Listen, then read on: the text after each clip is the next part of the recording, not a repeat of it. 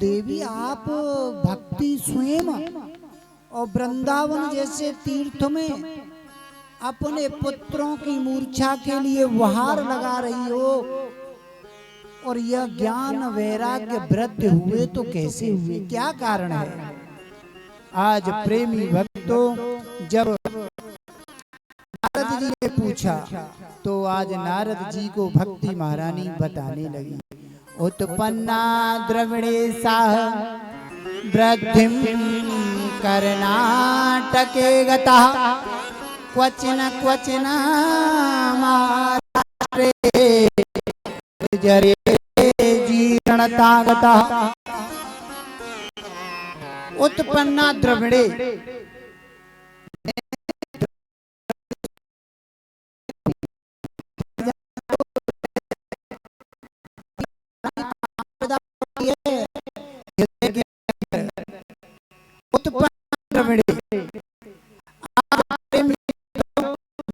जन्म द्रविड़ देश में हुआ।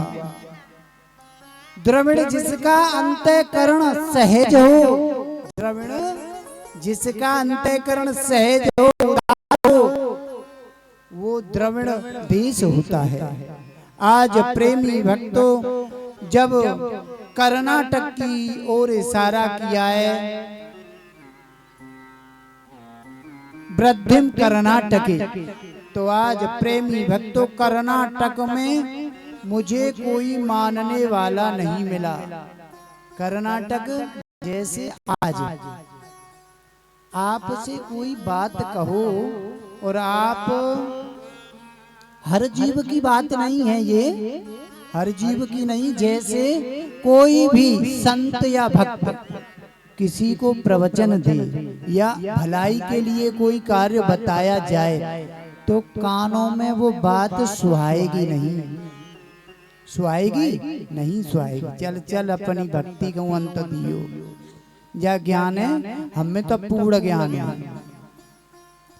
तो इन कानों के अंदर भक्ति अच्छे अच्छे जब शब्दों को सुनने के लिए जीव कानों के अंदर से हृदय में नहीं उतारता, वृद्ध हो जाती है भक्ति वहां पर। तो आज प्रेमी भक्तों कर्नाटक के बाद गुजरात में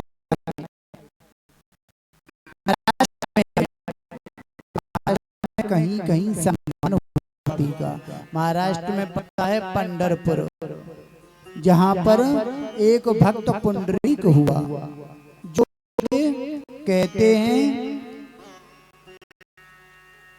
कि माता पिता से बड़ी कोई सेवा नहीं है। वो इतना अटल भक्त था कि एक समय की बात, अपने माता पिताओं की सेवा में लगा हुआ पुंडरीक और नारायण उसकी सेवा से रिझ गए और दरवाजे पर आए और कहने लगे कि पुंडरीक दरवाजा खोल पुत्र। के कौन? कि मैं स्वयं नारायण तुझे दर्शन देने आया हूं।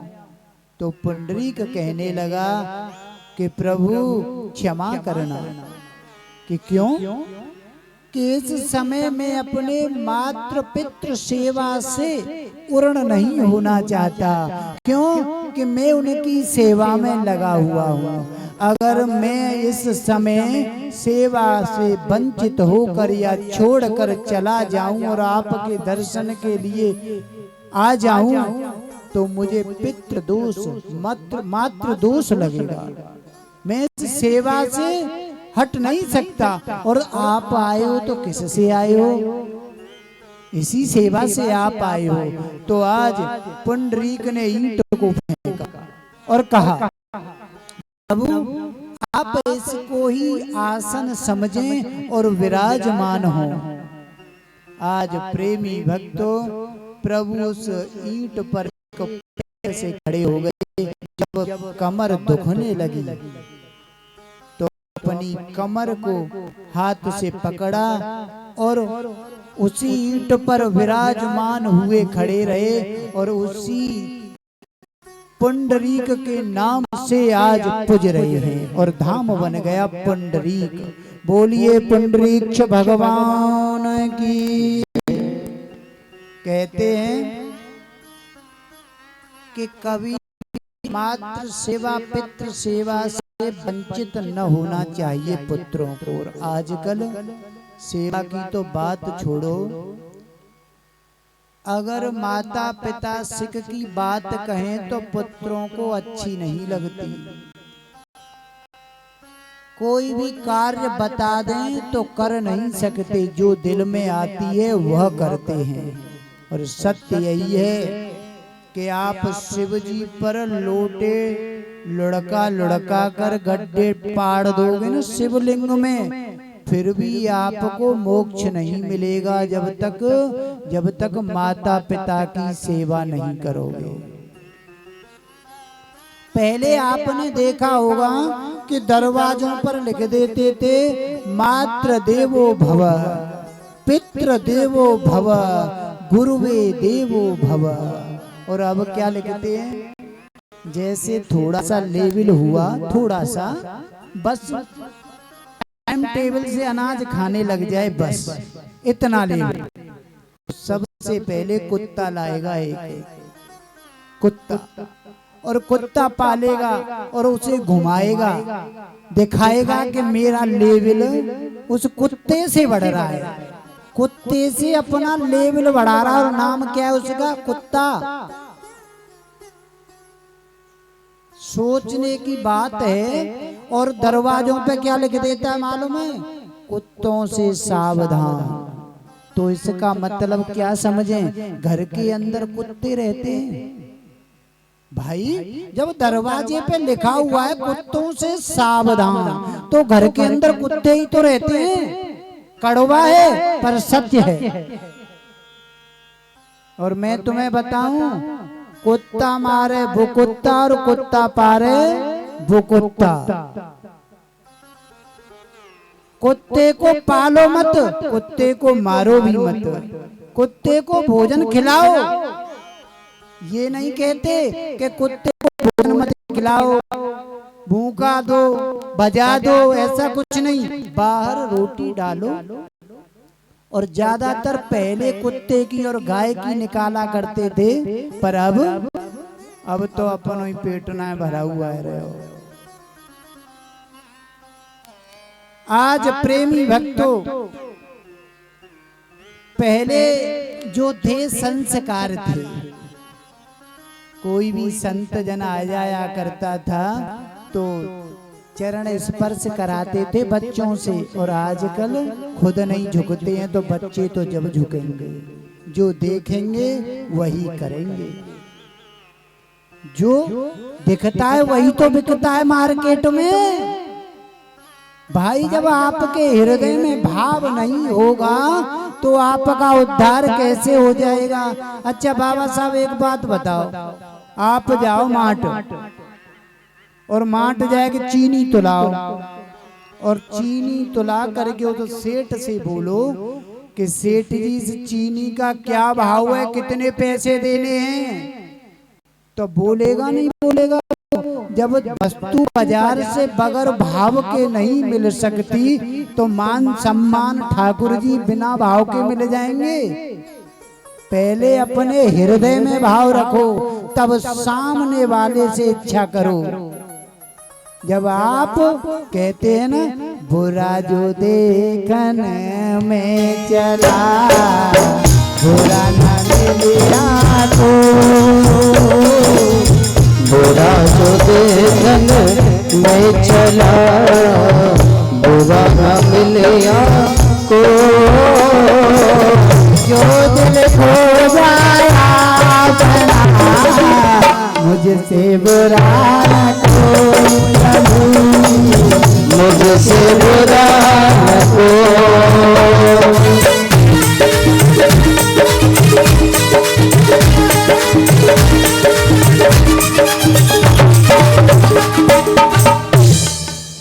बुरा जो देखन में चला तो बुरा न मिलिया कोई। स्वयं के अंतःकरण में जब जीव झांकता है तो स्वयं से बुरा कोई है ही नहीं। जब स्वयं को बुरा साबित कर देता है तब ही तो उसका कल्याण होता है। जो विकार भरे हुए हैं ना, उनका पतन होने लगता है। जब विकारों का पतन होता है तो सतमार्ग की राह अपने आप ही आ जाती है। आज प्रेमी भक्तों, इस प्रकार कभी भी संतों की और गुरुओं की अवहेलना मत करो। कहते हैं हर रुष्टेन हरस त्राता, हरहु रुष्टेन गुरुस त्राता, और गुरु रुष्टेन कस्य नः। हरे हर कहते हैं विष्णु भगवान को। हर रुष्टेन हरस त्राता, अगर हर रूठ जाएं तो आप शिव आराधना करो तो एक दूसरे के इष्ट हैं, प्रसन्न हो जाएंगे।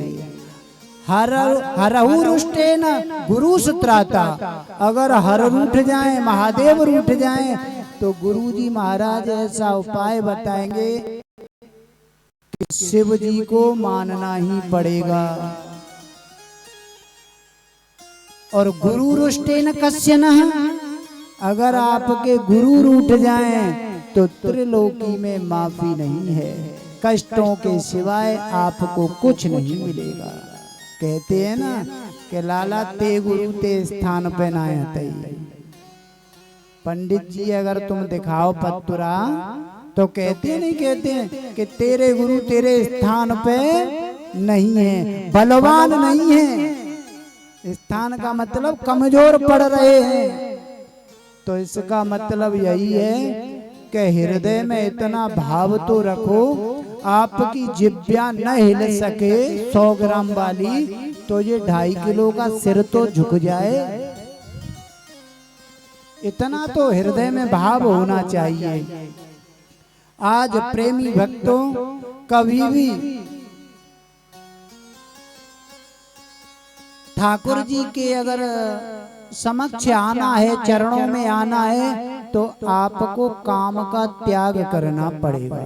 अब आप ये कहेंगे बाबा साहब कि लाला जब काम को हम त्याग कर देंगे तो परिवार कैसे चलेगा? ये विषय की बात है, शंका की बात है। तो इस काम की बात नहीं है। कौन सा वाला काम आपको त्यागना है? तुलसी बाबा ने भी लिखा है मानस के अंदर। कौन सा काम है वो? जहाँ जहाँ काम तहाँ राम नहीं, जहाँ काम तहाँ राम, जहाँ काम तहाँ राम नहीं, जहाँ राम तहाँ तुलसी कबहू न रही रवि रजनी प्रभु, रवि रजनी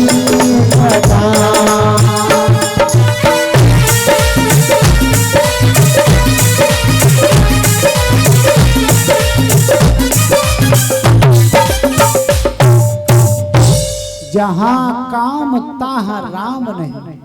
जहाँ काम का मतलब वासना, द्वेष, इच्छाएं, अंदर मल भरा रहता है, वहाँ राम नहीं रह सकते। और जहाँ राम तहाँ काम। अच्छी अच्छी अप्सराएं मर गई नृत्य करते करते भजनानंदों के आगे। बताओ, भजन में लीन राम के नाम में जो जीव लीन है, वहाँ काम अपना असर कर सकता है, वासना अपना असर कर सकती है? कदापि नहीं। तो वासना रूपी काम को त्याग दो, राम तुम्हें अपने आप ही मिल जाएंगे। आज प्रेमी भक्तों, इस प्रकार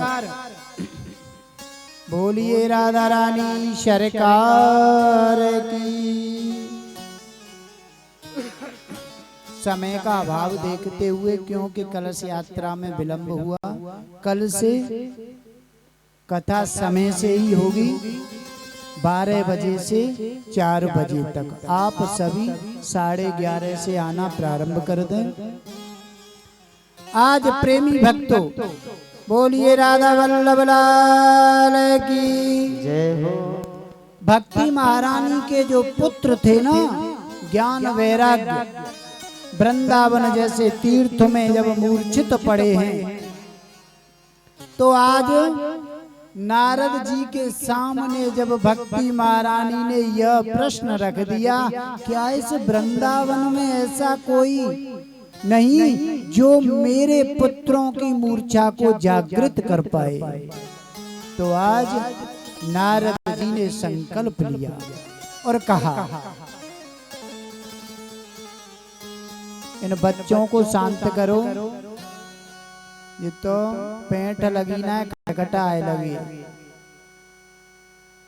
देखो कथा कोई कराए, एक बात विशेष सुनो आज, और रोजाना यही धारण करनी है आपको। कथा कोई भी कराए, पर हर व्यक्ति का कर्तव्य क्या है? पंडाल में आने के बाद व्यवस्था क्या है, कहां से गड़बड़ा रही है, उसको पकड़ो। क्यों कि कथाएं कोई खरीद नहीं सकता, न किसी की होती हैं। जैसे आप मंदिर बनवाओ तो मंदिर आपका है, पुजारी तो आएंगे, भक्त तो आएंगे, जल चढ़ाएंगे, दर्शन करेंगे, ऐसे यहाँ पर भक्तों की अमार लगेगी। इस प्रकार बच्चों पर दृष्टि जाए, देखो विघ्न पड़ता है कथा परोसने में। तो सबको ये व्यवस्था बना के चलनी है। बोलिए राधा रानी सरकार की जय हो। नारद जी ने संकल्प लिया और पलायन किया। किम तस्य पलायन्ति, पलायन कर गए और कहने लगे, नारद जी ने संकल्प लिया और दांव पे क्या लगाया? अपनी स्वयं की भक्ति को लगा दिया और कहा, मैं नारद अगर तेरे पुत्रों को मूर्छा से बाहर नहीं ला पाया तो अपने नारायण की भक्ति को त्याग दूंगा। आज पलायन कर गए और भ्रमण करते करते आज घूम रहे हैं। जब किधर भी कोई उपाय न सूझा तो निराश होकर चिंतातुर होकर लौट रहे हैं। विचरण करते करते तो सोनक आदि चारों भाइयां मिले, सनक सनंदन सनातन और सनत कुमार। चारों भाई मिले और चारों भाइयों ने देखा नारद को और कहा, नारद तुम्हारे मुखमंडल पे ये चिंता का विषय ये संतों को शोभा नहीं देता। भैया ये तो गृहस्थियों का विषय है, चिंता करना तो गृहस्थियों का विषय, आप तो संत हो। ये जो चिंता आपके मुख पर है यह किस बात की चिंता है? तो आज प्रेमी भक्तों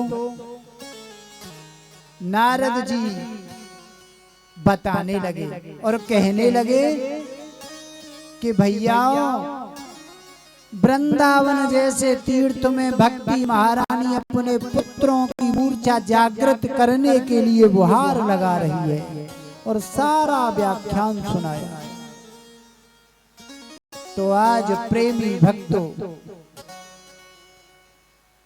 सनकाद कहने लगे कि नारद आप श्रीमद् भागवत महापुराण कराओ और ठाकुर जी के गुणानुवाद उन्हें सुनाओ, उनके निमित्त कथा कराओ।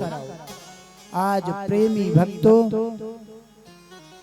हरिद्वार की तलहटी पर पांडाल लगाया गया और कथा जब प्रारंभ हुई, प्रथम दिन की कथा जैसे ही हुई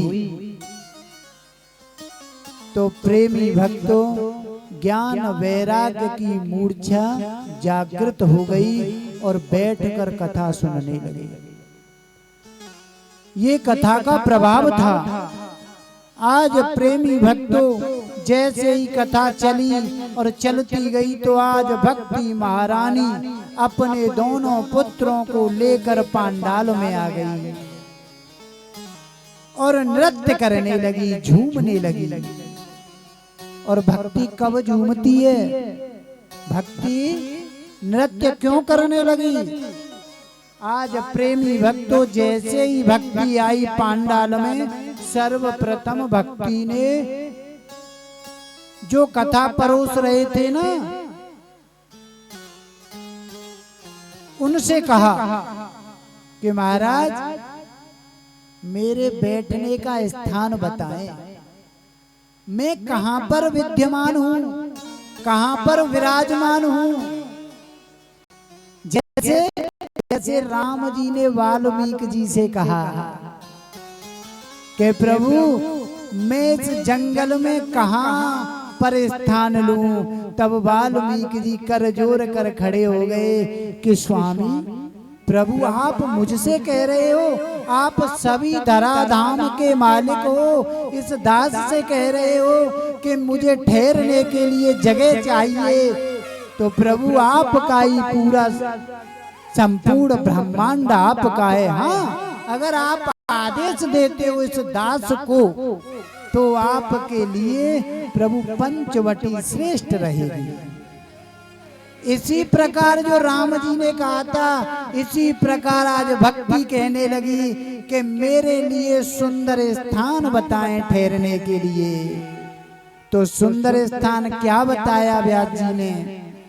कहा अरे भक्ति, इस पांडाल में तू मेरे भक्तों के हृदय में वास करेगी।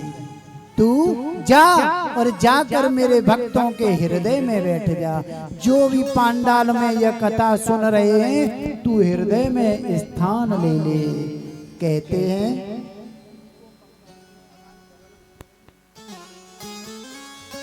हैं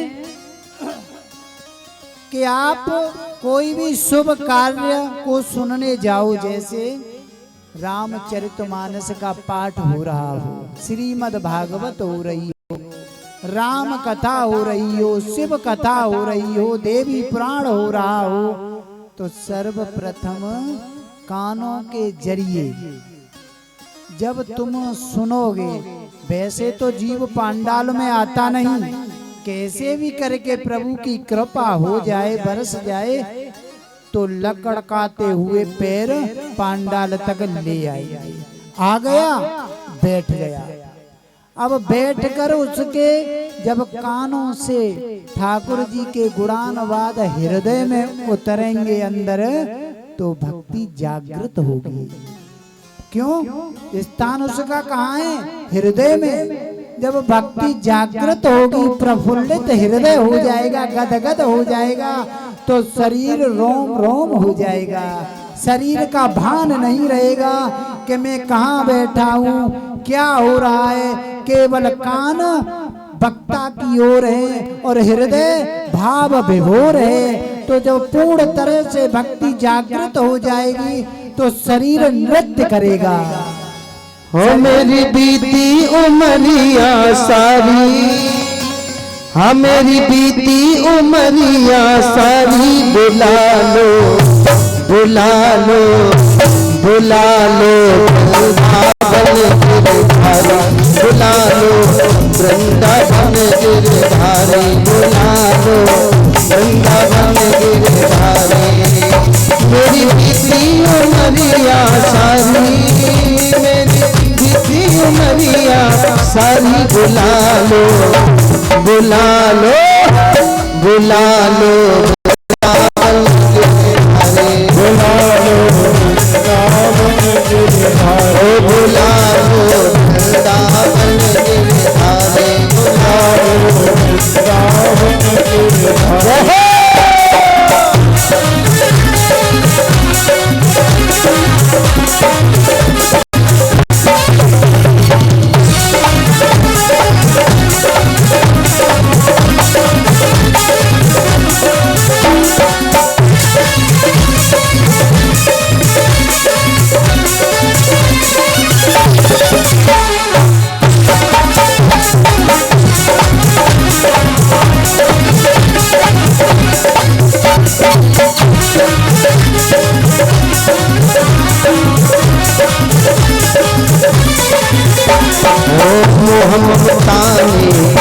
डाला तेरा ममता ने डाला तेरा ममता ने डाला तेरा ममता ने डाला तेरा ना कोई सूझे रसता तेरा ना कोई सूझे रसता तेरा दीन दयाल पकड़ लो भैया दीन दयाल पकड़ लो भैया दीन दयाल पकड़ लो भैया दीन दयाल पकड़ लो मोहे केवल आस तुम्हारी बुला लो बुला लो बुला लो वृंदावन के हरे बुला लो बुला लो वृंदावन गिरधारी बुला लो वृंदावन गिरधारी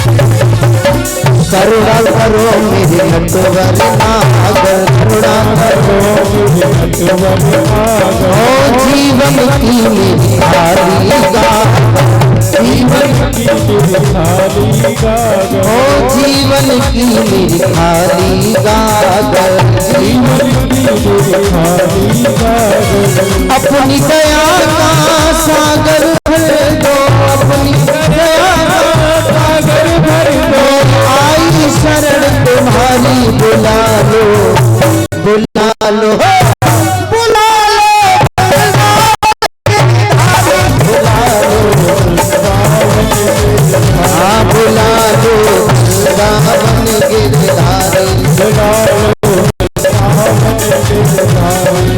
ओ दीनानाथ दया कर देना दीनानाथ दया कर देना अपनी चरण कमल रज देना अपनी चरण कमल रज देना युगों युगों से खोज रही हूँ युगों युगों से खोज रही हूँ युगों युगों से खोज रही हूँ युगों युगों से खोज रही हूँ दर्शन को बनवाती बुला लो बुला लो।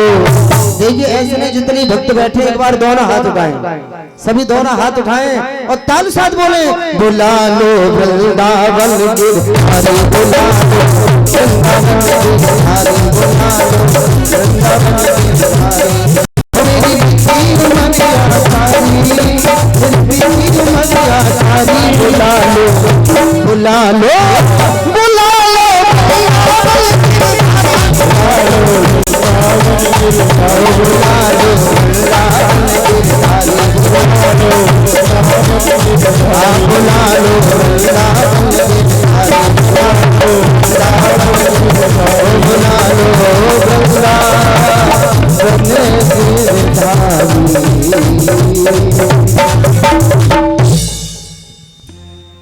बोलिए राधा रानी सरकार की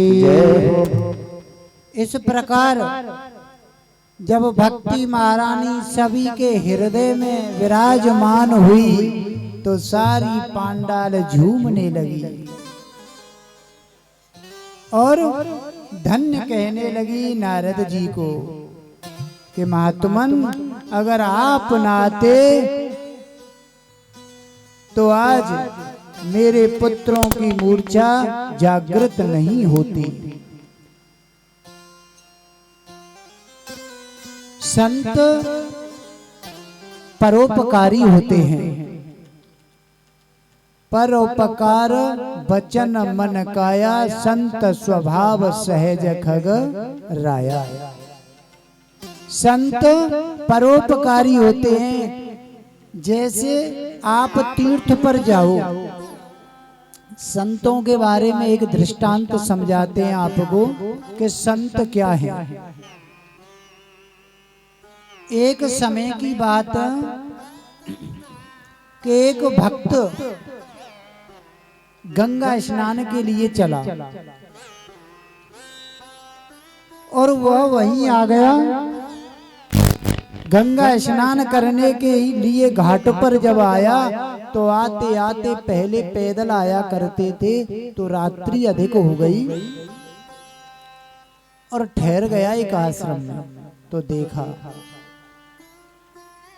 उसे नींद नहीं आ रही थी और उसने क्या चमत्कार देखा कि रात्रि के समय में 3 स्त्रियां आईं।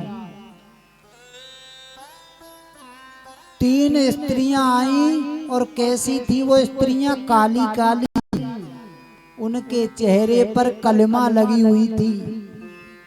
और जो आश्रम था ऋषि का, उस ऋषि के आश्रम में आई और जो धूनी थी न धूनी, उस धूनी की राख को जब लगाने लगी, लपेटने लगी शरीर से, तो शरीर सुंदर हो गया, सुगढ़ सुंदर हो गई।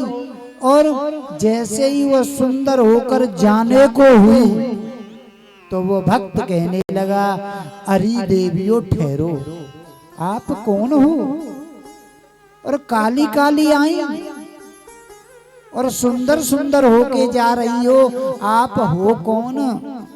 यह बतलाओ। तो आज प्रेमी भक्तों वह स्त्रियां बताने लगी कि मैं गंगा हूं, मैं यमुना हूं और ये सरयू है। तो आप गंगा यमुना सरयू हैं, स्वयं एक पवित्र नदी है, तो आप काली कैसे हुई?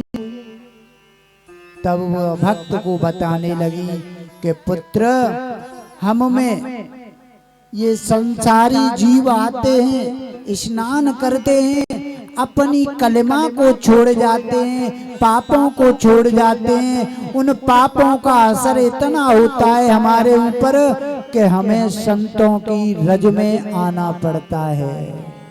इससे समझते हो सीख क्या मिलती है? तीर्थ तीर्थ केवल आपका उद्धार करते हैं और संत तो तीर्थों का भी उद्धार कर देते हैं।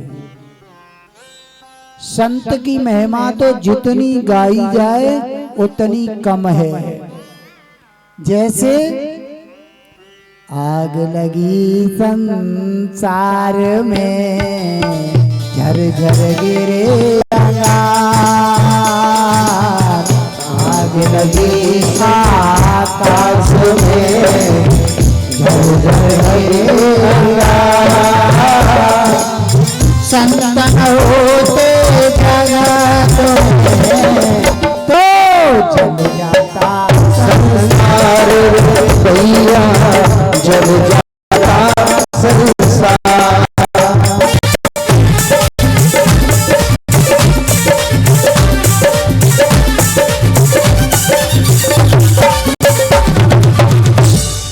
शास्त्रों ने एक संत की अपेक्षा में 10 ब्राह्मणों का भोजन का फल बताया है। एक संत को भोजन प्रसादी खिलाने से 10 ब्राह्मणों का पुण्य प्राप्त होता है। ये है संतों की महिमा। जैसे कि जगत गुरु कौन है? ब्राह्मण, और ब्राह्मण गुरु सन्यासी। सत्य है या नहीं? सत्य है। तो संतों के आगे तो प्रभु भी नर्मस हो जाते हैं। जैसे भृगु ऋषि, जैसे अगस्त्य मुनि 3 घूंट में समुद्र को पान कर गए। कौन थे वो? संत। और अब तो संत मिलेंगे अंत। अंदर संतत्व होनी चाहिए। जरूरी नहीं है कि कपड़ों से ही संत हो।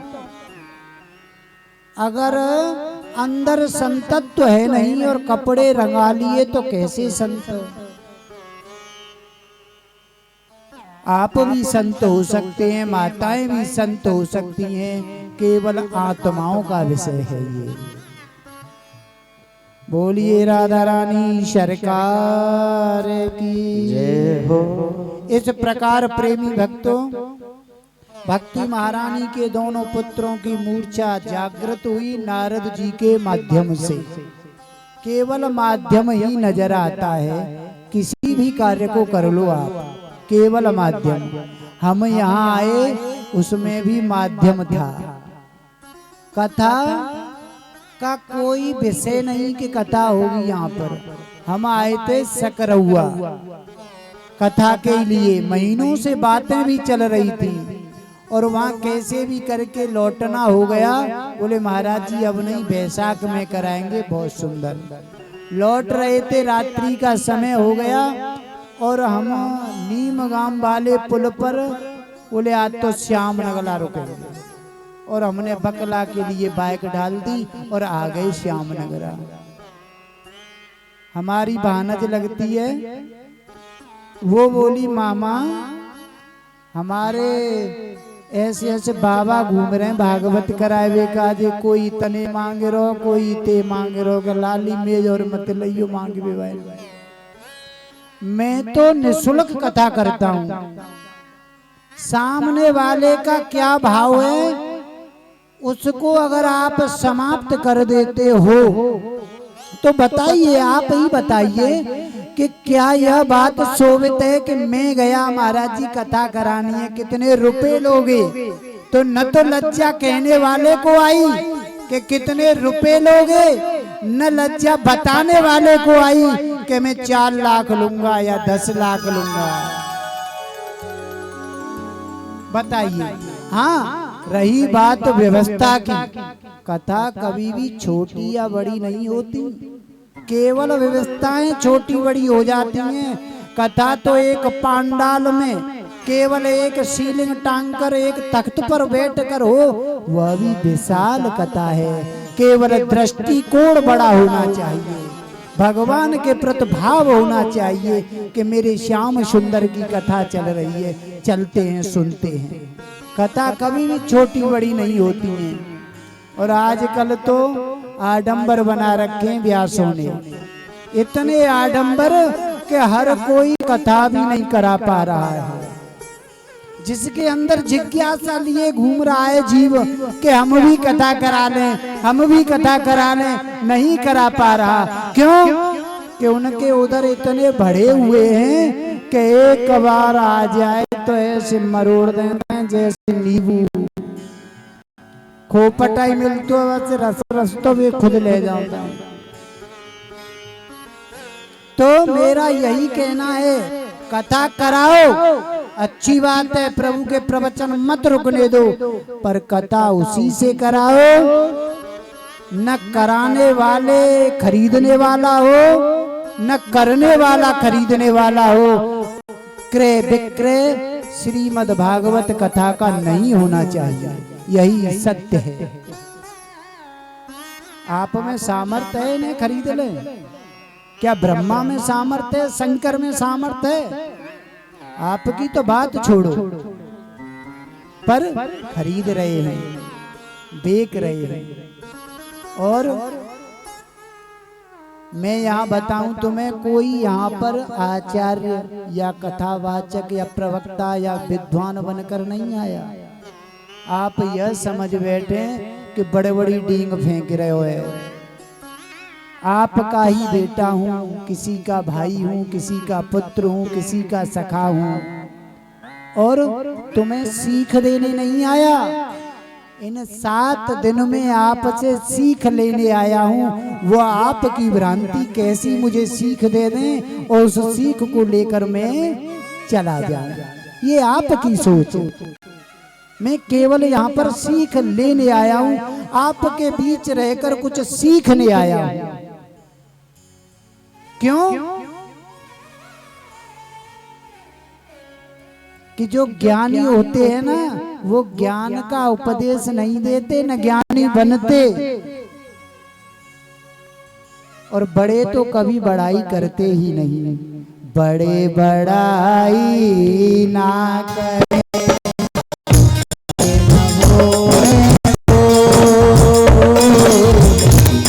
बड़ाई ना करे बड़े न बोले वही मन हीरा ना करे मेरो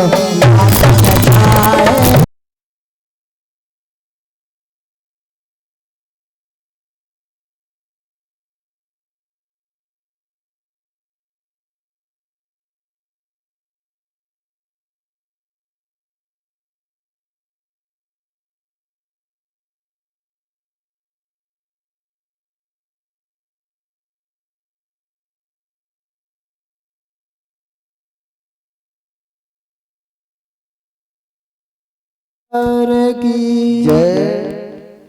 इस प्रकार प्रेमी भक्तों आज भक्ति महारानी के पुत्रों का जो मूर्छा में थे मूर्छा बाहर आए।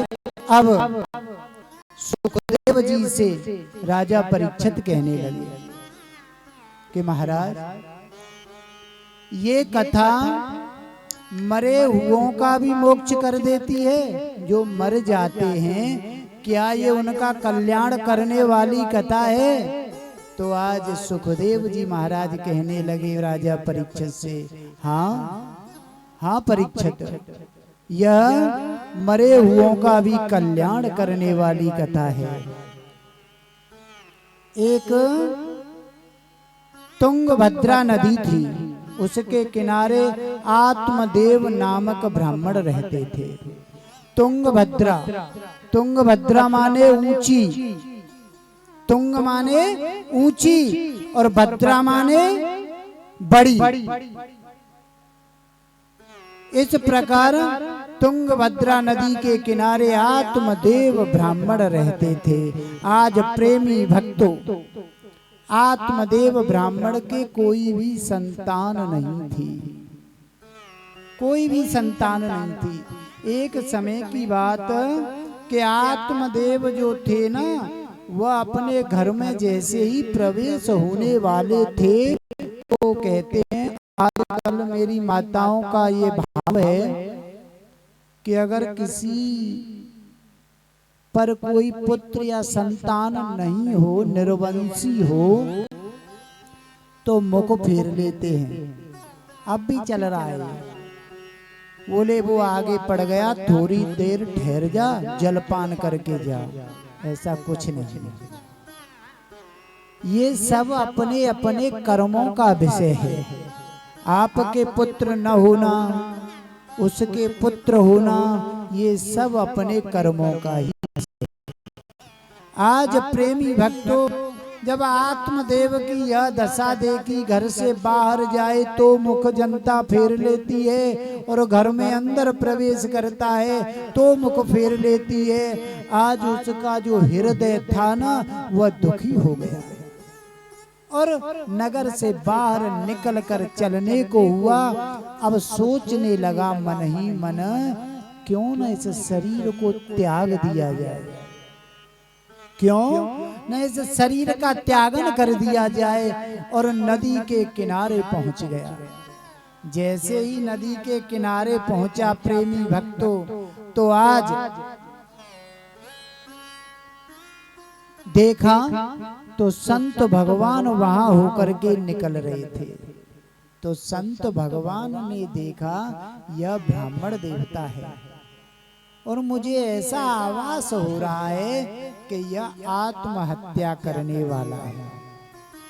आज प्रेमी भक्तों जैसे ही आत्मदेव जी के निकट वह महात्मा जी आए और पूछने लगे कि ब्राह्मण देव क्या बात है,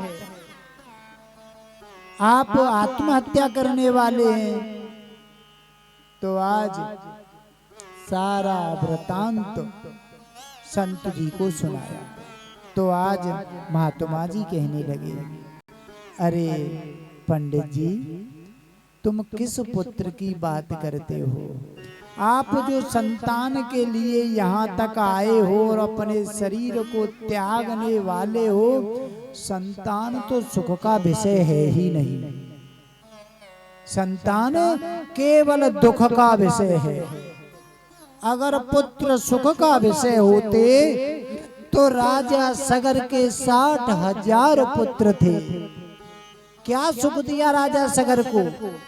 कपिल भगवान का अपमान कर बैठे और उनकी नेत्रमयी ज्योति से 60,000 के 60,000 भस्म हो गए। समझ आने लगे आज संत भगवान और कहने लगे पुत्र सुख का विषय नहीं होते। आज हट करने लगे और कहने लगे नहीं, मुझे तो या तो पुत्र या नहीं शरीर का चाहता हूं। आज प्रेमी भक्तों जब न माने तो आज महात्मा जी ने एक फल दिया और कहा लो इस फल को ले जाकर के आप अपनी पत्नी को खिला देना। और आत्मदेव जी आकर के उस फल को जैसे ही अपनी पत्नी धुंधली को दिया तो धुंधली का मतलब है जो दूषित बुद्धि है, जो विपरीत सोचने वाली है, अच्छाई उसके अंदर है ही नहीं, बुराई बुराई भरी हुई है, वही धुंधली है। और आजकल तो एक दो घर छोड़ के धुंधली मिली जागी। एक आदमी घर चेके और धू ही धू है रही है, घर घर में है रही है ना, है रही। और एक बात बताएं, जहां धुंधली वास करती है ना वहां कभी भी शांति नहीं रह सकती उस घर के अंदर। शांत व्रत का जीव भी आ जाएगा ना, वह भी उसका भी हृदय अशांत रहेगा। क्यों? कि वहां पर धुंधली वास कर रही है, अविद्या वास कर रही है। आज प्रेमी भक्तों इस प्रकार बोलिए राधा रानी सरकार की जय हो। इस प्रकार प्रेमी भक्तों आज जैसे ही फल धुंधली को दिया तो धुंधली सोचने लगी क्यों न मैं अपनी बहन को बुलाऊं। तो उसने अपनी बहन को बुलाया और मंथन करने लगी आपस में दोनों परामर्श और कहने लगी अरे बहन ये जो फल है मेरे पति लाए हैं न जाने कौन कौन से साधुओं से, और कहते हैं इसे पाओ और अच्छा सुंदर पुत्र होगा।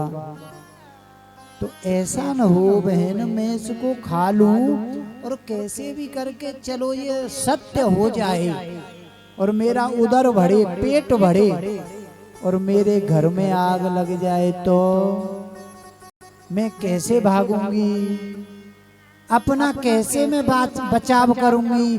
कहने का मतलब जो विपरीत सोचे, दूषित बुद्धि। आज प्रेमी भक्तों तो आज उसकी बहन कहने लगी अरे बहन एक बात करते हैं कि तुझ पर धन बहुत कहाँ और मुझ पर पुत्र बहुत, और अब भी मैं गर्भ से हूं। सौदाबाजी करते हैं, मेरे गर्भ से जो बच्चा अगर पुत्र हुआ तो तू ले लेना और मुझे धन दे देना। सौदाबाजी दोनों बहनों में हो गई। जब कुछ समय बाद वह पुत्र बाहर आया, जन्म हुआ उसका, तो प्रेमी भक्तों जो फल था ना फल, अब वो धुंधली कहने लगी कि भाई ये तो कार्य सही हुआ पर ये फल का क्या हो। तो आज आत्मदेव जी के आंगन में एक गाय थी, वह भी बाज थी। आज धुंधली ने उस फल को उस गाय को दे दिया। जैसे ही फल को गाय को दिया, कुछ समय बाद धुंधली की बहन के जब पुत्र हुआ तो सौदेबाजी जो हुई थी आज पुत्र धुंधली ने ले लिया और धन उसको देकर उसे विदा कर दिया। आज प्रेमी भक्तों जैसे ही धुंधली के जो पति थे आत्मदेव वो आए और उन्होंने देखा, हृदय प्रफुल्लित हो गया, अरे मेरे तो पुत्र हुआ है, क्यों न इसका सुंदर नामकरण किया जाए। तो धुंधली ने उनकी गोद से छिनाकर कहने लगी कि 9 माह मैंने कष्ट झेले हैं, इसका नामकरण भी मैं करूंगी। तो आज प्रेमी भक्तों आत्मदेव कहने लगे, ठीक है श्रीमती जी आप ही कर दो। तो आज प्रेमी भक्तों धुंधली कहने लगी कि मेरा नाम क्या है, धुंधली, तो मेरे पुत्र का नाम होगा धुंधकारी। आज इस प्रकार उसका नाम रखा और धुंधकारी समय के हिसाब से बड़ा होने लगा और बच्चों के साथ खेलता है, कूदता है। जब यहाँ तक हो गया कि जैसे ही समर्थ हुआ तो आज चोरियां चकोरियां करने लगा। इधर कुछ समय बाद उस गाय से भी एक पुत्र पैदा हुआ। गाय का बछड़ा नहीं, मनुष्य जैसा शरीर था पर कान गाय जैसे थे। तो आत्मदेव जी ने नामकरण किया तो उसका नाम रखा गौकर्ण। गौ मीन्स इंद्रियां, जो अपनी इंद्रियों को बस में कर ले वो होते हैं गौकर्ण। और एक जो कान उसके गाय जैसे थे इसकी वजह से गौकर्ण। इस प्रकार नामकरण हुआ। आज प्रेमी भक्तों कुछ ही समय बाद जब धुंधकारी बड़ा हुआ तो धुंधकारी उत्पात करने लगा। एक समय की बात कि धुंधकारी ने मैया शांति बोल राधा रानी सरकार की। चश्मा भाई मैया ने कहा बेटा मैं देख लो, बहुत एनर्जी खर्च होते हैं। घर कर लियो जी, तुमको मालूम है कि तुम 7 दिना में ना सुधरनी। बोलिए राधा वल्लभ लाल की। शांति बनाए और शांति से बड़े सौभाग्य से तो कथाएं होती हैं, बड़े सौभाग्य से। जो शब्द निकल जाएंगे क्या उन्हें आप वापस सुन सकते हो? नहीं सुन सकते। इसलिए मेरा यही कहना है कि शांति से कथा को सुने। आज प्रेमी भक्तों जैसे ही गौकर्ण का जो भाई था ना धुंधकारी, उसने एक दिन क्या किया, अपनी माँ के सीने पर लात मारी। जैसे ही माँ के सीने पर लात मारी तो माँ का हृदय ऐसे हो गया कि क्यों न मैं जब ही इसको जन्म देते समय मार देती या मैं उससे न लेती। आज अंदर अंदर विचार करने लगी और बार बार सोचने लगी।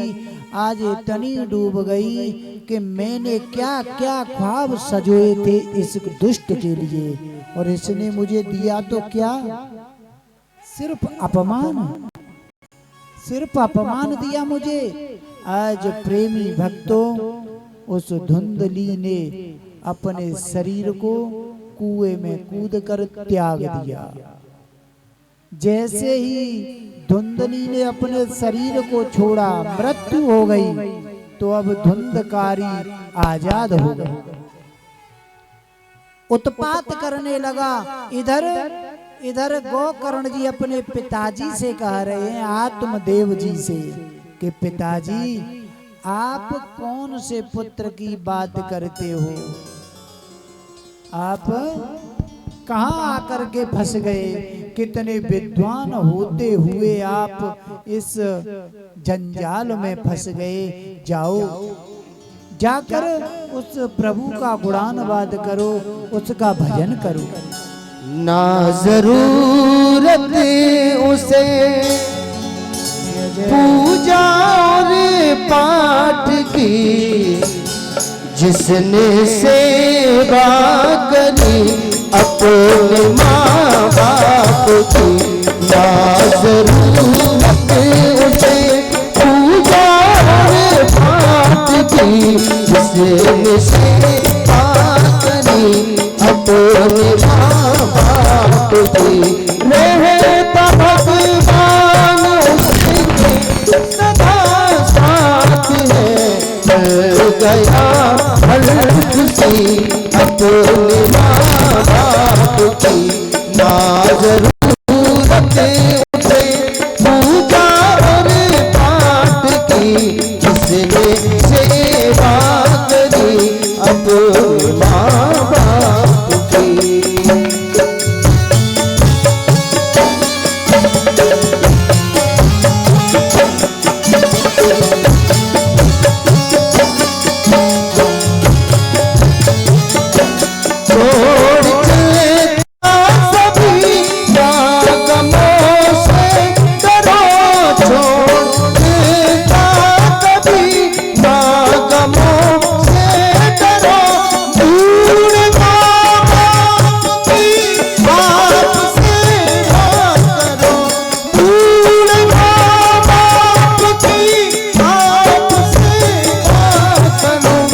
उसकी करता है चिंता जगत का पिता, जिसको चिंता लगी अपने माँ बाप की।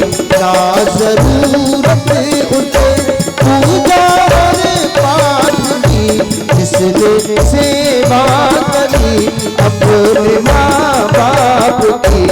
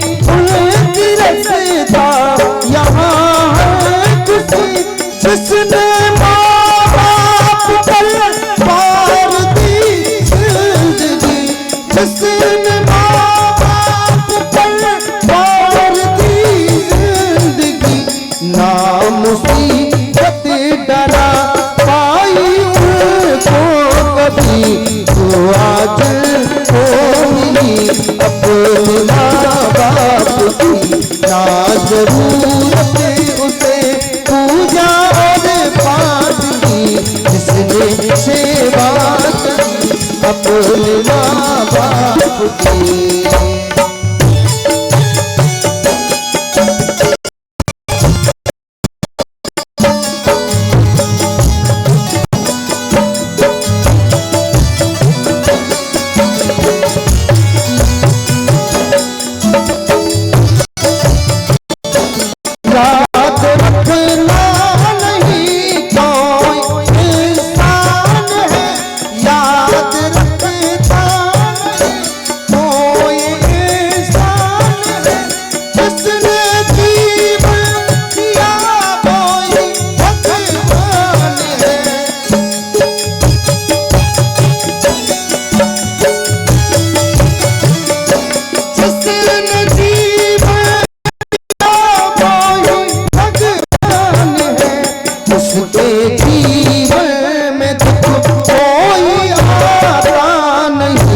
जिसने दिल में छवि अपने माँ बाप की ना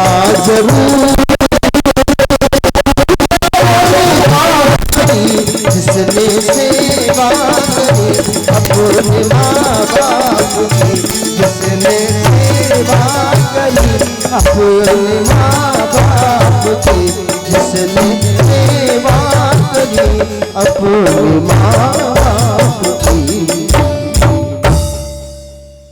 बोलिए राधा रानी सरकार की। इस प्रकार प्रेमी भक्तों, आज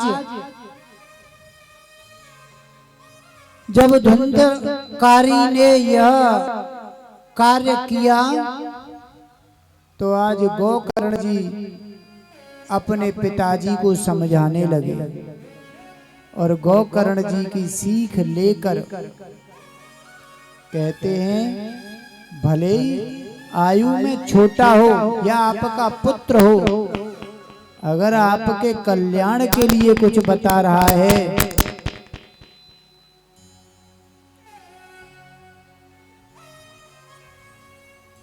आज प्रेमी भक्तों इस प्रकार आत्मदेव जी जंगल की ओर चले गए तपस्या के लिए। इधर धुंधकारी का हाल देखें, पांच पांच वेश्याओं को घर में ले आया। जब पांच पांच वेश्याओं को घर में लाया तो कहते हैं, अगर आप अपने शादी करो तो रोटियों के लाले पड़ जाते हैं, पढ़ते हैं या नहीं? तो धुंधकारी तो पांच पांच वेश्या लाया था, अब उनका रोजगार कैसे चले, करता कुछ नहीं था।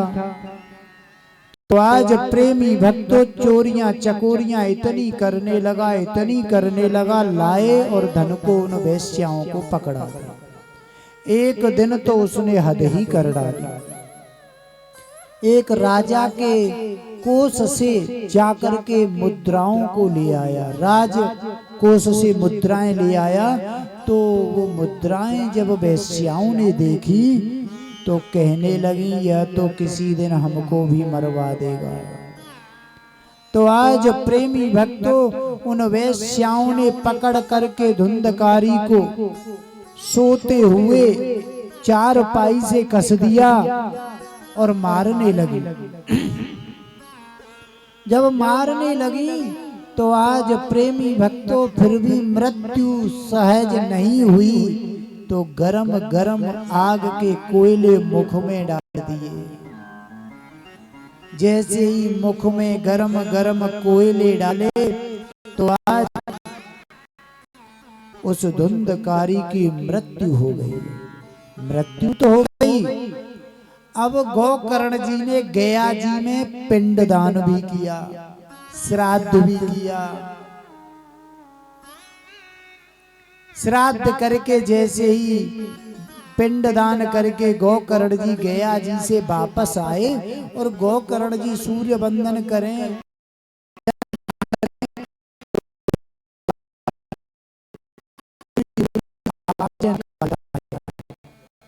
कभी भैंसे के रूप में, कभी बैल के रूप में विराट रूप रख रख कर आता है और चिंगाड़ता है। तो आज गोकर्ण जी कहने लगे कि तू कौन है, बता तो सही। तो आज प्रेमी भक्तों जब गोकर्ण जी ने ये कहा कि तू कौन है, तो आज धुंधकारी बताने लगा कि भैया मैं तुम्हारा भाई धुंधकारी हूँ। कि तू धुंधकारी? कि हाँ, तेरा मोक्ष नहीं हुआ? मैंने तो तेरा गया जी में पिंड दान किया है, तेरा मोक्ष क्यों नहीं हुआ? कि भैया मैं ही इतना दुष्ट कि मेरा मोक्ष नहीं हुआ। अच्छा ये बताओ, गया जी में पिंडदान करने पर मोक्ष मिल जाता है यह सत्य है, फिर धुंधकारी को क्यों नहीं मिला? तो गया जी झूठी है, गया जी झूठी है ना, न गया जी झूठी न भागवत जी झूठी, फिर उसे मोक्ष क्यों नहीं मिला?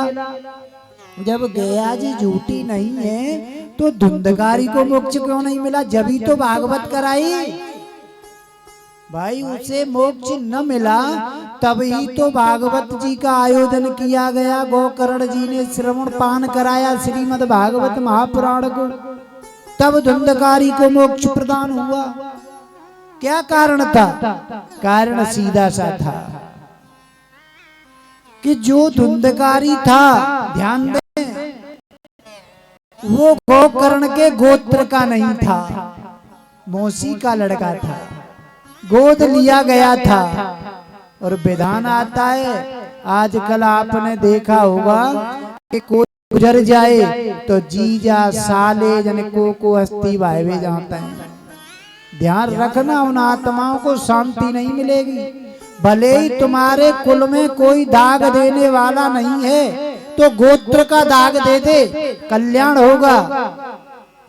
गोत्र का गांव से हो बेशक, निर्वंशी आदमी हो, पर हो गोत्र का दाग देने वाला, विसर्जन करने वाला, गया जी में पिंडदान कराने वाला केवल गोत्र का हो। और आजकल मामा तू आजा, जीजा तू आजा, सारे तू आजा, और परिवारीजन पीछे नेक में के चक्कर में।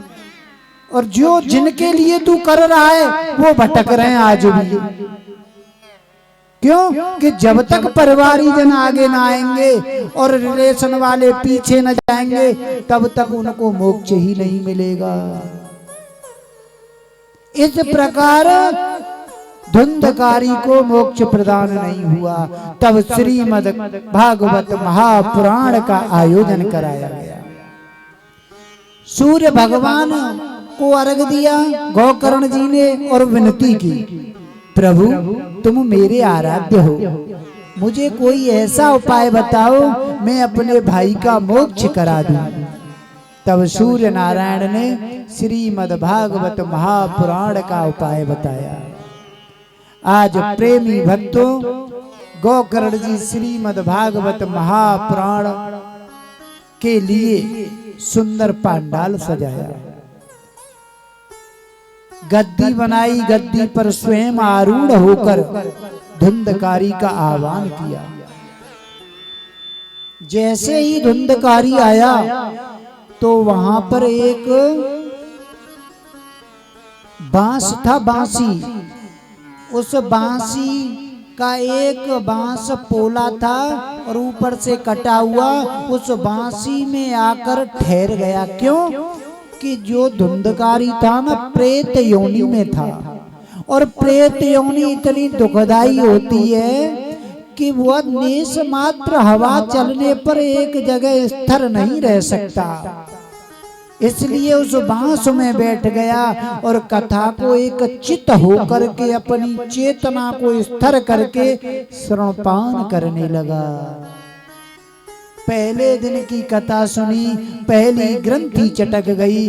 बारी बारी से 7 दिन की जब ग्रंथियां चटकी और उस बांस के अंदर से धुंधकारी नहीं निकला, एक देव पुरुष बनकर निकला और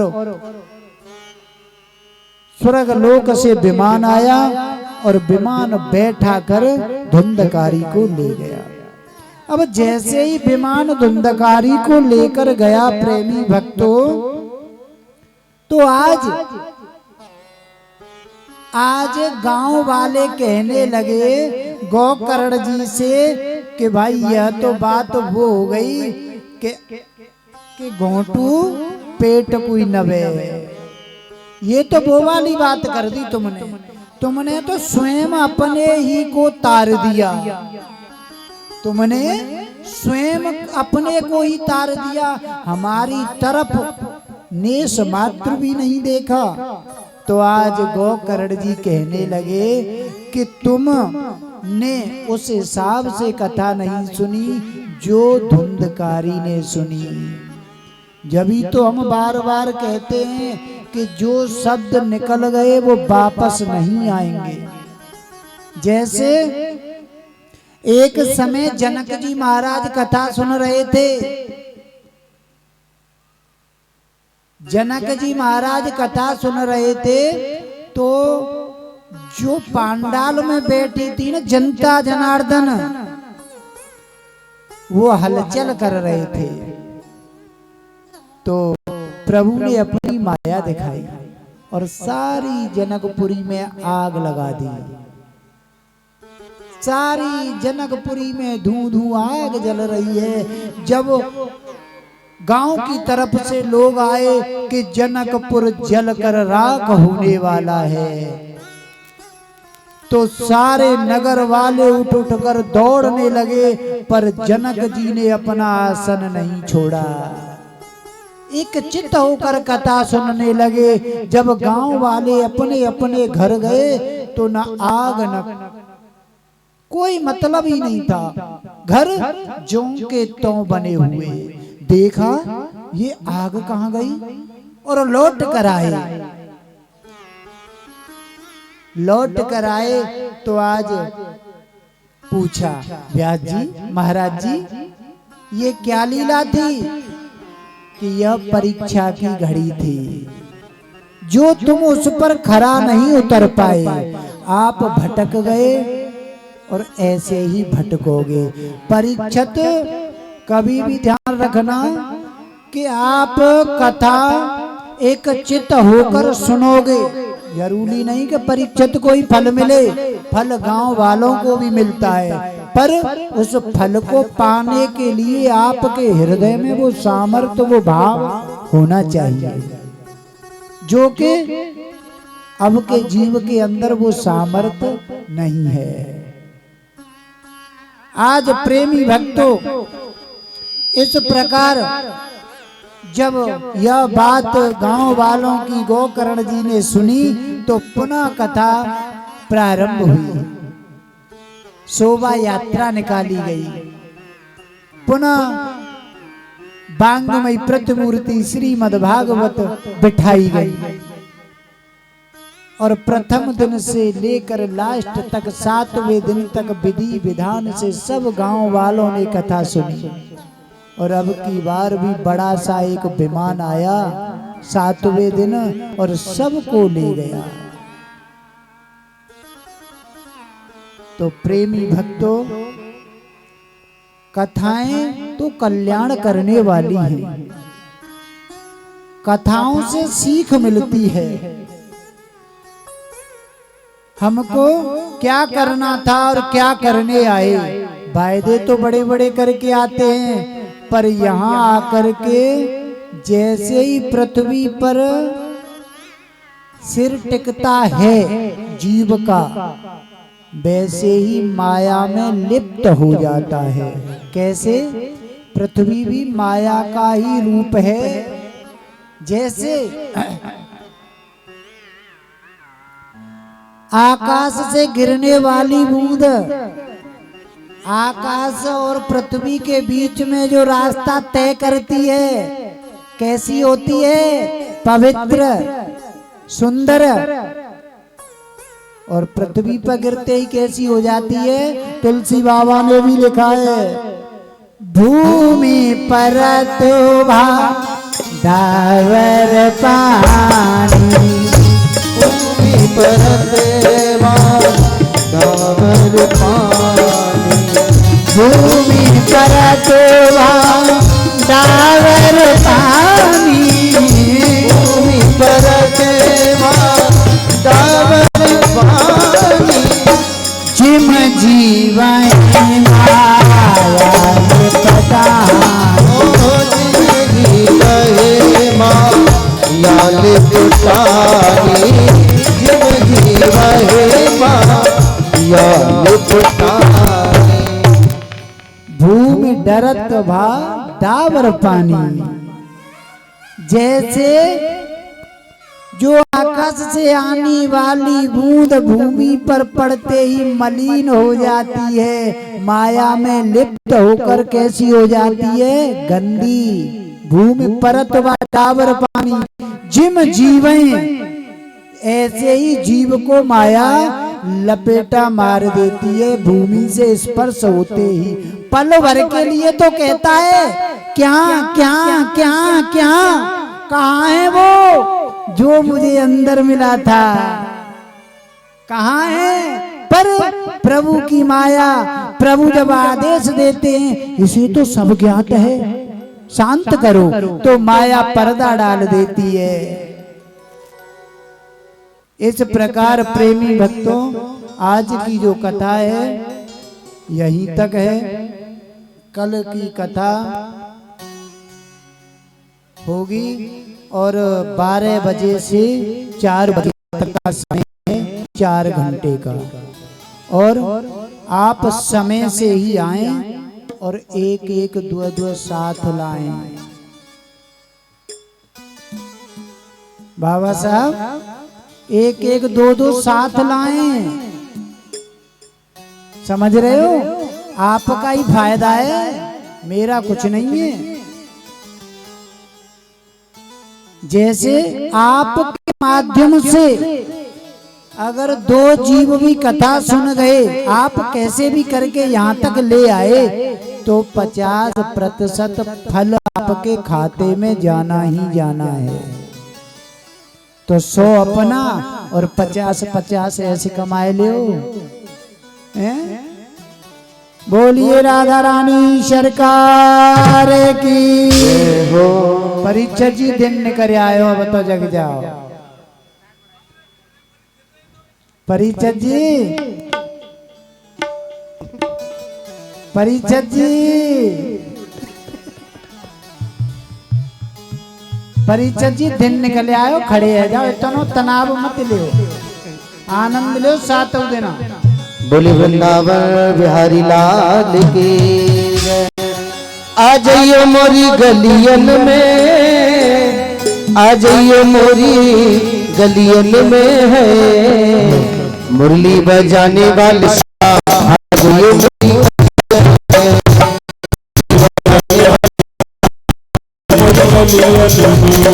मुरली बजाने वाले शाम, आ जाइयो मोरी गलियन में, मुरली बजाने वाले शाम, आ जाइयो मोरी गलियन में। आ जाइयो मोरी गलियन में, आ जाइयो मोरी गलियन में, आ जाइयो मोरी गलियन में, आ जाइयो मोरी गलियन में, मुरली बजाने वाले शाम, आ जाइयो मोरी गलियन में, मुरली बजाने वाले शाम।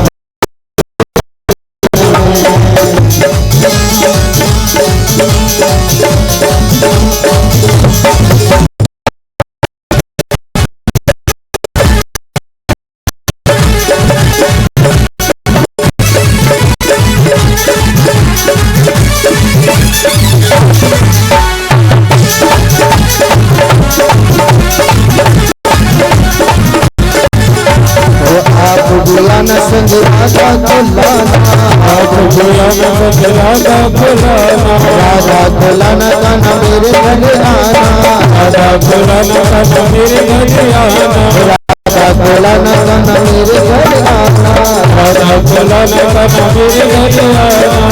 चोर चुराने वाले शाम, आ जाइए मोरी गलियन में, चोर चुराने वाले शाम, आ जाइए मोरी गलियन में। मोरी गलियन में, आ जाइए मोरी गलियन में, आ जाइए मोरी गलियन में, आ जाइए मोरी गलियन में। और जितनी माता बैठी है सभी खड़ी हो जाए, खड़ी हो जाए और आगे की तरफ आ जाए। मुरली बजाने वाले शाम, आ जाइए मोरी गलियन में, मुरली बजाने वाले शाम, आ जाइए मोरी गलियन में, मुरली बजाने वाले शाम, आ जाइए मोरी गलियन में, मुरली बजाने वाले शाम, आ जाइए मोरी गलियन। आइए सभी भक्त आरती करें। पाग बनो बनो, बनो कृष्ण को भेष, श्री राधा वल्लभ लाल की सब मिल भक्त आरती ले। बाके बिहारी तेरी आरती गाओ, बाके बिहारी तेरी आरती गाओ,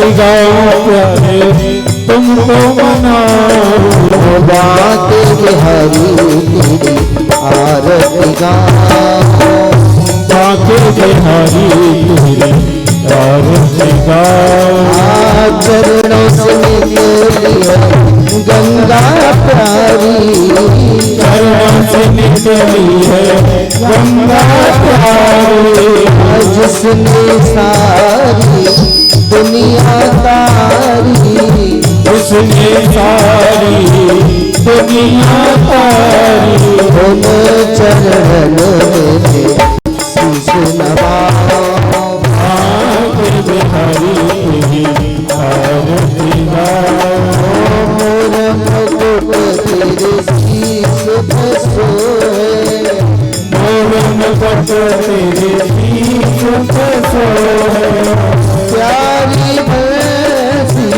मेरा मन मोहे प्यारी बंसी मेरा मन मोहे बंसी बलिहारी गाओ आके बिहारी तेरी आरती गाओ संग में सोहे ब्रह्मभान तुम्हारी संग में सोहे ब्रह्मभान तुम्हारी ललिता शाखा सब सखिया प्यारी ललिता शाखा सब सखिया प्यारी लल छवि के दर्शन पाओ आगे बिहारी तेरी आरती गाओ व्यासदास जी के नाथ आप हो व्यासदास जी के नाथ आप हो सुख दुख जीवन आप हो सुख दुख जीवन प्यारे साथ आप हो बार बार तेरे दर्शन पाओ आगे बिहारी तेरी आरती गाओ बिहारी तेरी आरती गाओ मन बिहारी तेरी आरती गाओ यशोदा की छैया तेरी आरती गाओ आरती गाओ ताऊ की तेरी आरती गाओ